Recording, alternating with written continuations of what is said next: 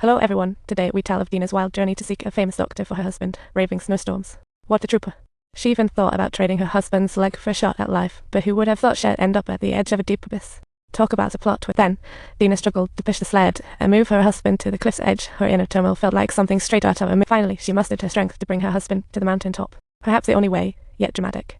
She just hoped her husband would comprehend her heartfelt intentions, with the final plea feeling almost like a helpless signal sent out into the vast universe. With a hard push, Jacob became one with nature. What a romantic encounter with the white snow! Their marriage was a misunderstanding, and this painful ending was a liberation for him and a power play for her. After handling everything, Dina felt disoriented, but then awakened, dragging her weary body home. The drama began. She fell off her horse. Everyone rushed to help. Her blooded face made her look unluckiest. A brilliant move to cover up the truth, blaming the fast horse for his fall. Classic scapegoat material. In such extreme circumstances, no one questioned Dina's lies. Everyone was screaming, and even her father was left scratching his head. After a simple end to Jacob's funeral, Dina calmed down, and her old friend Thomas showed up to visit. Talk about dramatic. Thomas was usually quiet, but appeared like a superhero when Dina needed him most.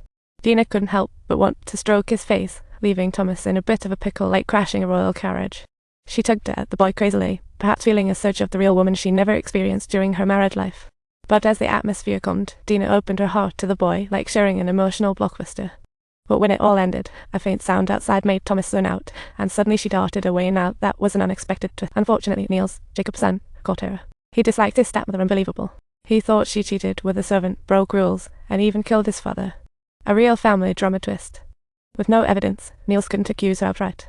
But Dina saw his resentment and flaunted her power like the main act in a drama. And just like that, winter gave way to spring. As the story continued, fate seemed to abound. Dina and Thomas started riding at the ranch until one day her pants wouldn't fit. Oh my, what's going on here?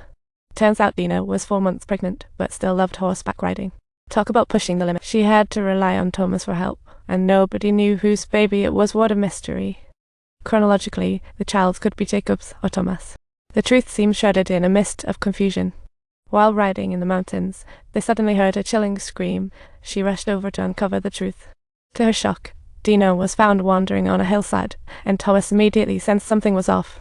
He hurried to a nearby cave only to discover Dina was indeed there. Everything was so dramatic. Dina gave birth in the cold, damp cave, thinking to break societal constraints.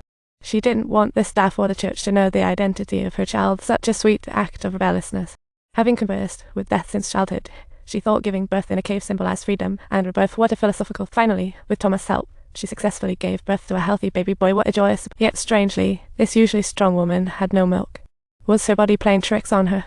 Dina's mother-in-law, at her wit's end, had to pay for a wet nurse, resolving the baby's feeding issues and bringing relief. The newly hired wet nurse had her own tragic story. Her husband died at sea, and her child died before birth. Truly unfortunate. She mirrored Dina's struggles and felt an instant connection with the lonely woman, eager to care for the baby.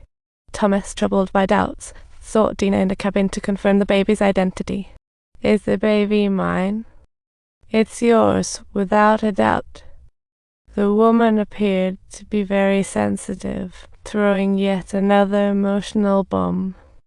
No, that's too much. I'm not a little demon. Take it away for heaven's sake. The father could only stand by and watch helplessly, unable to express any emotion. After all, he once arranged her marriage. 6 years passed quickly, and Dina's son Benjamin started growing up, and this kid was trying cigars. How rebellious. The boy choked and tossed the cigar aside.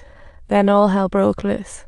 A fire quickly spread to the stables and barn, and the house staff fought heroically to put it out. What a heart-pounding battle.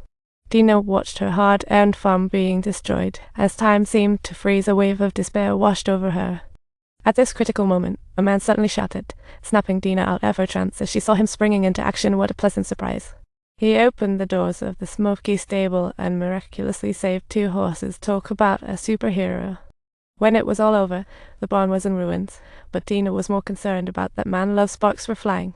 She followed him back only to find his discarded clothing outside, and couldn't resist the urge to admire it. What a dramatic twist. She also discovered a book of poetry. His name was Shavorsky, an adventurous sailor from Russia, a blend of literature and bravery. But just as Dina was in the midst of flipping through, a pair of dark, purple-tinged feet silently walked past, instantly drawing her back into a haze of reality. What an incredibly heartbreaking cycle this is.